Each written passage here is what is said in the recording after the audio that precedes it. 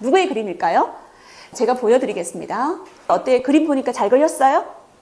미대 오빠를 꿈꾸었던 이 남자 누구였을까요? 여기에 힌트가 있습니다. 여기 보면은 A와 H가 보이시죠? 누굴까요?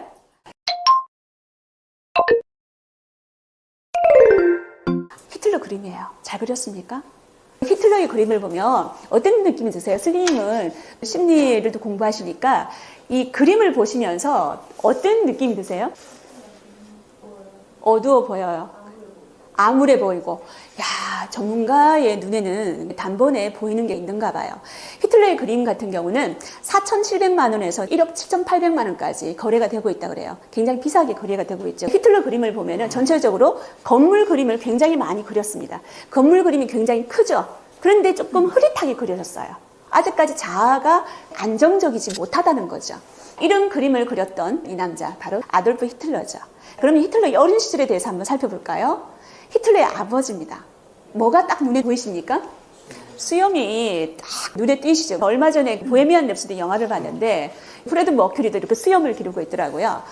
이 히틀러의 아버지를 보니까 외모상으로 어떤 느낌 드세요? 굉장히 근위적이고 완고해 보이고, 히틀러는 이런 아버지 밑에서 자랐습니다. 세무공무원이었어요. 세무공무원이었는데 굉장히 완고했죠. 그리고 폭력을 자주 사용했습니다. 가정폭력범이었습니다. 술만 먹으면 집에 와서 집기 부수고 아내를 때리고 아이들을 때리고, 그런 폭력 아빠였다는 거죠. 이 아빠 밑에서 자랐던 히틀러, 어떤 정서를 갖게 되었을까요? 굉장히 암울했고 우울했고 이 아빠로부터 벗어나고 싶었다는 거죠.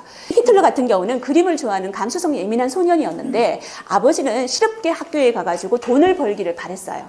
그래서 아버지의 강건에 의해가지고 실업학교에 진학을 했지만 도무지 자기의 뜻과는 맞지 않았다는 거죠. 그런데 실업학교에 다니는 도중에 아버지가 돌아가시게 됐습니다. 그래서 히틀러는 마침내 실업학교를 자퇴를 합니다. 그러니까 자퇴와 퇴학을 번복하게 되는 거죠. 다른 학교에 가서도 자퇴를 하게 되고. 그러니까 고등학교 졸업을 못했습니다, 히틀러가. 근데 히틀러가 잘했던 게 하나 있었잖아요. 뭐였습니까? 그림을 잘 그렸죠. 나중에 아버지가 돌아가시고 난 다음에 어머님까지 돌아가시게 되었는데 이때 히틀러는 고아가 된 겁니다. 그래서 고아 영검으로 생활하게 되었어요. 엽서를 그리면서 생계를 유지했고, 고아 보호소 이런 시설에 가가지고 생계를 이어가기도 했던 그런 남자가 바로 히틀러였습니다. 히틀러 어린 시절의 모습이었는데요. 히틀러는 항상 성적이 꼴찌였습니다. 어떻게 알 수 있냐면 이 당시의 졸업사진을 보면 졸업 성적 꼴찌는 항상 맨 뒷줄에 있습니다. 맨 뒷줄인데 히틀러는 맨 뒷줄이면서 센터에 있었습니다. 센터는 나야 나. 항상 센터 자리를 놓치지 않았던 사람이 히틀러였다는 거죠.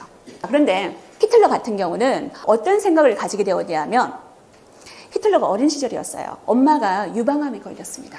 보통 유방암에 걸리면은 의사가 집으로 와서 내진을 하게 되거든요. 의사가 유방암 검진을 할 때는 가슴을 만지면서 내진을 하게 되는데 이 모습이 히틀러한테는 굉장히 충격이었다는 겁니다. 엄마를 진료하는 그 의사의 모습이. 근데 만약에 그 의사가 이 엄마를 낫게 했다면 모르겠는데 엄마가 죽어버렸잖아요. 히틀러는 너무 놀랐습니다. 이 의사가 증오스러웠다는 거죠. 근데 이 의사가 바로 유태인이었습니다. 그리고 또 히틀러가 나중에 빈 예술학교에 가가지고 시험을 치게 되는데 2번이나 낙방을 합니다. 한 번도 아니고 2번을 낙방을 하게 되는데, 히틀러는 그 빈 예술학교의 면접시험에서 어떤 말을 듣게 되냐면, 너는 그림에는 소질이 없는 것 같아. 네 그림을 보니까 건물 그림이 많네. 건축가가 되어보는 게 어때? 이런 식으로 권유를 받았다고 합니다. 근데 그렇게 권유를 하고 히틀러를 떨어뜨렸던 그 심사위원 7명 중에서 4명이 유태인이었다는 거죠. 여기에서 히틀러는 또 한 번의 좌절을 맛보게 된다는 겁니다. 이 히틀러가 엽서를 그리면서 생활하는데 드디어 히틀러한테도 사랑이 찾아왔습니다. 어여쁜 모델 아가씨라고 제가 알고 있는데 예쁜 아가씨랑 사랑을 하게 되었어요. 근데 이 아가씨가 나를 차버렸네요. 다른 남자하고 결혼을 해버렸어요. 어떤 남자하고 결혼했을까요? 유태인하고 또 결혼을 해버린 거예요. 히틀러는 1차 대전에 독일군으로 참전했던 경험이 있습니다. 근데 독일은 패전을 했었죠. 히틀러 독일 국민들한테 이렇게 말을 했습니다. 독일은 1차 대전에서 질 하등의 이유도 없다. 내부의 적 때문이다. 유태인 때문이다. 그래서 이 모든 것을 유태인 탓으로 돌렸습니다. 그래서 유태인들을 어떻게 했습니까? 600만 명이란 대학살하는 잔인한 리더가 되었죠. 다음에 무능한 리더는 적보다 더 무섭다. 무다부치 넷냐입니다. 이 무다부치 넷냐 같은 경우는 무능함의 아이콘이에요. 무다부치 넷냐는 우리나라 드라마에도 나온 적이 있는데요. 여러분 이 드라마 보신 적 없습니까? 보셨죠? 전 국민이 다 봤던 드라마. 여명의 눈동자죠. 혹시 못 보셨던 분 있습니까? 없죠. 다 봤습니다. 시청률이 53%나 되었으니까요. 근데 이 여명의 눈동자에서 압권이 남자 주인공이죠. 누굽니까? 최대치 역을 맡은 최재성이었습니다. 이 사람이 전쟁터에 나갔는데 어느 순간 살아있는 뱀을 껍질을 벗기고 직접 먹기 시작하는 거예요. 생식을 하기 시작하는 겁니다. 이거 직접 연기했다고 그래요. 진짜 뱀을 먹었다고 얘기해요. 그런데 여기에서 이 최재성이 굉장히 굶주려 있다는 느낌이 들지 않습니까? 이 최대치는 왜 굶주려 있었을까? 그 전투가 뭐였을까? 바로 인팔 전투였습니다. 이 인팔 전투 같은 경우는 그 위치가 인도하고 버마 사이였죠. 이 버마는 지금 미얀마라는 거죠. 이 지역에서 인팔 전투가 벌어졌는데 그 사령관이 바로 무다구치 레냐였습니다. 무다구치 레냐가 이 인팔 전투를 시작하기 전에 그 수많은 부하들이 반대를 했다고 해요. 이거는 이길 수 없는 전쟁이다. 보급이 힘들고 수송이 힘들다. 어떻게 할 것이냐? 뭐라고 대답했을까요? 이렇게 말을 했습니다. 전쟁 물자는 원래 적에게서 뺏는 것이다. 식량은 어떻게 할까요? 일본인들은 초식민족이다.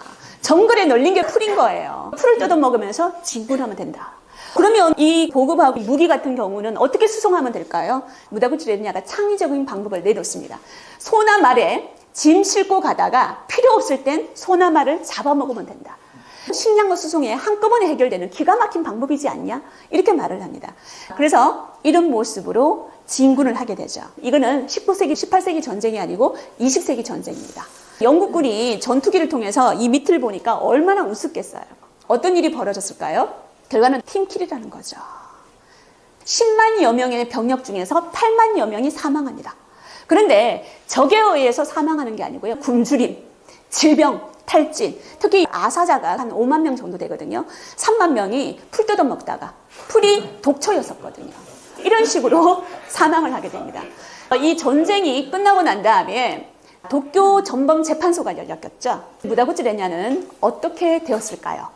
굉장히 굴욕적인데요. 재판소에서 이런 재판을 받습니다. 휘하의 일본군을 전멸시킨 점을 참작하여 최종 불기소 처분한다. 자기 모든 동료들은 사형을 당했습니다. 근데 무다구치 레냐는 불기소 처분을 받고 풀려났습니다. 왜냐하면 너 때문에 연합군이 이겼다는 거죠. 그래서 이 무다구치 레냐는 굉장히 굴욕적이고 무능함의 아이콘이 되어가지고 고국에도 못 들어갔을 건데 이런 말을 합니다. 난 작전에 대한 아무런 책임도 없다. 부하들이 무능했던 탓이라는 거죠. 성공한 리더와 실패한 리더를 전체적으로 다 살펴봤습니다. 성공한 리더 같은 경우는 모든 환경을 극복하고 모든 문제를 자기 안에서 찾아서 그것을 극복해냈죠. 근데 실패한 리더, 히틀러는 모든 환경을 유태인 탓으로 돌렸죠. 무다구치 레냐는 부하 탓으로 돌렸습니다. 이 차이라는 거죠.